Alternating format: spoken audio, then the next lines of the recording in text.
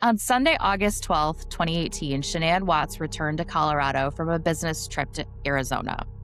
She arrived at Denver International Airport shortly before 2 a.m. and was driven to the family home in Frederick, Colorado. Shanann was approximately 15 weeks pregnant at the time. Bella and Celeste were already at the house, having returned earlier from that visit to North Carolina. Chris was inside the home when Shanann arrived.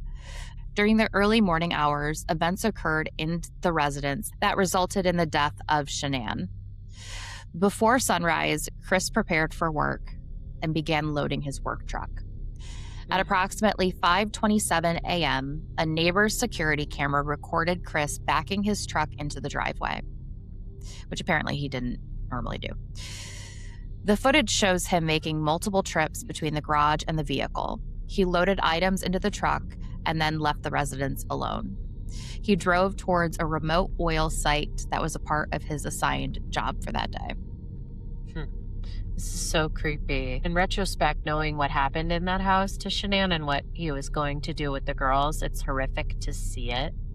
Yeah. So he loads this truck and he drives to this oil site later that morning. At the location, he drops Bella and Celeste into separate crude oil tanks while they were still alive. We know that because they had crude oil in their lungs, leading us to believe that they drowned in the tankers. Now, That's Shanann so it's so messed up. Shanann had already passed.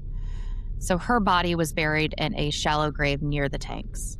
And afterward, Chris continued on with his scheduled work. I have no words for how evil you have to be to drop your own children who are still alive into an oil tanker and just let them drown. Yeah. Like, I don't understand how that happens.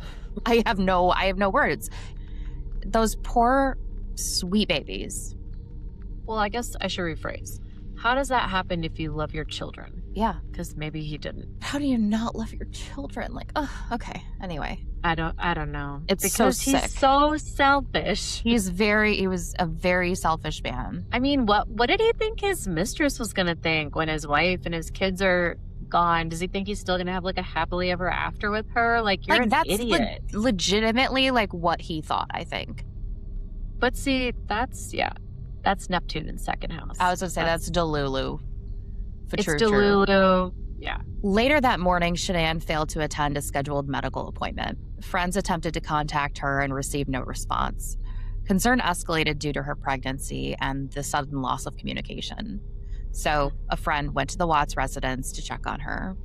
By early afternoon, police conducted a welfare check at the Frederick home. Shanann's vehicle was still in the garage. Her purse, phone, medications, and personal items were inside the house.